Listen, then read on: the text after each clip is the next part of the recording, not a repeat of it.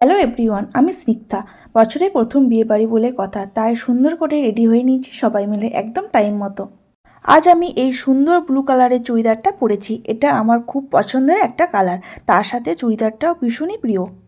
বাবা দোকান থেকে আসার পরই বেরিয়ে পড়লাম। আমরা টোটো করেই গিয়েছিলাম, কারণ বেশি দূরেও না আবার খুব কাছেও না, তার জন্যই টোটো করে চলে এসেছিলাম সঞ্জুদার রিসেপশনে। তারপর প্রথমেই চলে গিয়েছিলাম নতুন বর আর বউকে দেখতে। নতুন বউ তো ছোট্ট মিষ্টি, একদম একটা পুতুলের মতো দেখতে লাগছিল। দুজনকে বেশ সুন্দর মানিয়েছে। তো তারপর গিফটটা দিয়ে সবাই মিলে একটু ফটো তুলে নিলাম। তখন বেশি কিছু ভিডিও ক্লিপ নেওয়া সম্ভব ছিল না, কারণ ভীষণই ভিড় ছিল সেই জন্য। তো তারপরে সবার সঙ্গে দেখা গল্প হলো। এখানে প্রায় সবাই আমার চেনা, কারণ এখানে আমার তো মামার বাড়ি সেই জন্য। তারপর অনু মানে আমার বোন এসে বলল যে একটু আমার সঙ্গে ব্লগ করো, তো তাই ওর সঙ্গে একটু ক্লিপ নিলাম।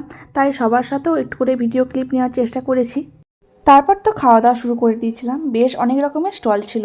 আমি খেয়েছিলাম পাঁশকুড়ার চপ, পাপড়ি চাট আর আমাদের সকলের প্রিয় মোমো। তবে অনেক কাঠখড় পুড়িয়ে, কারণটা প্রায় আমার মনে হয় সবারই জানা।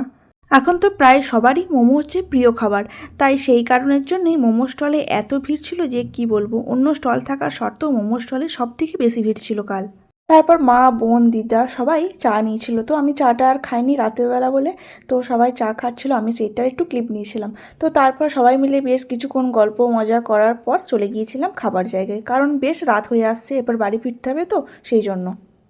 কাল বাবার সাথে সেরকম কোনো ভিডিও ক্লিপ নেওয়া হয়নি। ওই মানুষটার সাথে ফটো ভিডিও করা খুবই চাপের একটা ব্যাপার। তো কিছুতেই ফটো তুলে উঠতে পারি না। হয়তো এক এক সময় জোর করে ফটো তোলা হয়, কিন্তু সবসময় ফটো তুলতে চায় না।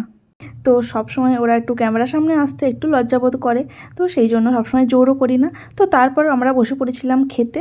তো খেয়ে দিয়ে নিয়ে এরপর তো যেতে হবে বাড়ি। তো প্রত্যেকটা খাবার তো আমার ভীষণই ভালো লেগেছে। যদিও আমি সব কিছু নিইনি, যেগুলো যেগুলো আমার পছন্দ আমি সেগুলোই ট্রাই করেছিলাম, খেতে বেশ ভালো লেগেছে। তো সবার শেষে চাটনি আর পাঁপড়, যেটা আমার না হলে একদমই চলে না। তো চলো আজকের বিয়েবাড়ি ব্লগটা এখানেই শেষ করলাম। ভালো লাগলে অবশ্যই একটা লাইক এবং কমেন্ট করে যেও। দেখা হবে আবার অন্য একটা ভিডিওতে।